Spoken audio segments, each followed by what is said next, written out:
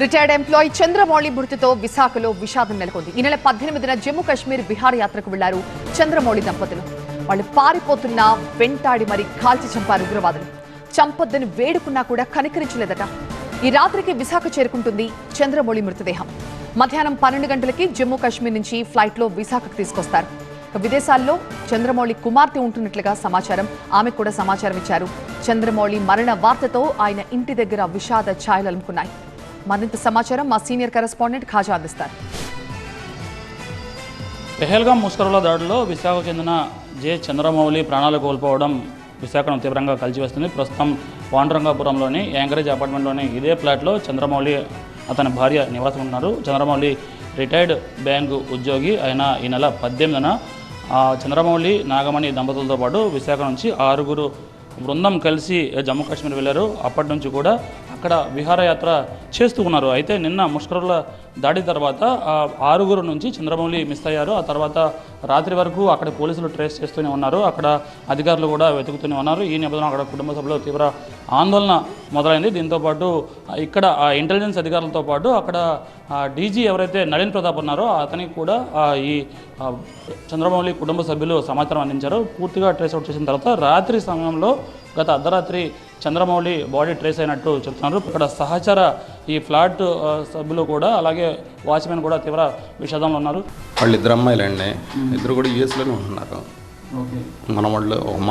మనవరాలను తీసుకొచ్చారు. మొన్న ఈ మధ్య ఆవిడకి కూడా హాస్పిటలైజేషన్ అయితే ఇక్కడ 7 హిల్స్లో ట్రీట్మెంట్ అది చేయించారు. రోజుకి మిమ్మల్ని పలకరించేవారు సార్? అంటే కనిపించినప్పుడల్లా లిఫ్ట్లో కలిసినప్పుడల్లా పొద్దున్నే వాకింగ్కి వెళ్ళేవాళ్ళు, వచ్చి మాట్లాడేవాళ్ళు అండి. It is very bad news అండి. వాచ్మెన్ కూడా ఉన్నారు.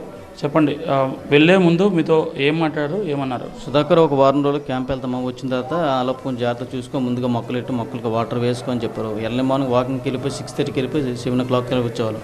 వచ్చినట్టు పేపర్ చదువుతారు. అనుకోకుండా సడన్గా వస్తారని మనిషి రాకపోయేసరికి కొంచెం బాధ. పెహల్గాం ఉగ్ర దాడుల్లో చంద్రమౌళి మరణించారన్న వార్త విశాఖను తీవ్రంగా కలిచివేస్తుంది. అతని అపార్ట్మెంట్లోని సెల్లర్లో ఉన్నాం. చూడొచ్చు ఇక్కడ ఏదైతే బ్లాక్ కలర్లో ఉన్న AP 31 CU 7272 నెంబర్ గల కారు ఏదైతే ఉందో ఇదే చంద్రమౌళికి సంబంధించిన కారు. అది ఇక్కడ యాంకరేజ్ అపార్ట్మెంట్కి వచ్చారు తహసీల్దార్ రమేష్. మనతో పాటు మాట్లాడేందుకు తహసీల్దార్ ఉన్నారు. చెప్పండి, వాస్తవానికి ఇక్కడికి మీరు వచ్చారు అంటే చంద్రమౌళి భార్య నివాసం ఉన్నారు. మీకు ఏం తెలిసింది? ఎలా ప్రొసీడింగ్స్ ఎలా సాగుతున్నాయి, ఏమంటారు? అంటే మాకు కూడా హైయర్ ఆఫీసర్స్ ఇలా చనిపోయారు, వాళ్ళు ఫైండ్ అవుట్ చేయండి, దే ఆర్ అని పాండురంగపురం అని చెప్పారు. వెంటనే మేము వచ్చి ఉదయం నుండి సెర్చ్ చేస్తున్నాం. ఫైనల్లీ మాకు ఈ అపార్ట్మెంట్లో ఈ చంద్రమౌళి గారని తెలిసింది. ఈయన రిటైర్డ్ బ్యాంక్ ఎంప్లాయ్. వాళ్ళ మిస్సెస్ కూడా నాగమణి, ఆమె కూడా సేఫ్గా ఉన్నారు. ఇప్పుడు మాకున్న ఇన్ఫర్మేషన్ ప్రకారం చంద్రమౌళి ఒక్కరే చనిపోయారు. ఈ 6 ఈ ఒక్కరే ఉన్నారు. సభ్యులు జమ్మూ కాశ్మీర్ పర్యటనకు వెళ్లారు. అక్కడ ఉగ్ర దాడుల్లో కాల్పుల్లో ప్రాణాలకు కోల్పోయారన్న విషయం విశాఖ అధికారులకు కూడా సమాచారం వచ్చింది. ప్రస్తుతానికి ఇప్పుడు ఎవరైతే ప్రాణాలు కోల్పోయారో అతని ఫ్యామిలీని ట్రేస్ చేయడంతో పాటు వాళ్ళు మిగతా ఫ్యామిలీ మెంబర్స్ అక్కడ సేఫ్గా ఎవరైతే ఉన్నారో వాళ్ళని కూడా ఇక్కడ రప్పించేందుకు ప్రభుత్వంతో పాటు అధికారులు ప్రయత్నిస్తున్నారు. కెమెరా పర్సన్ బాబుతో ఖాజా TV9 విశాఖపట్నం.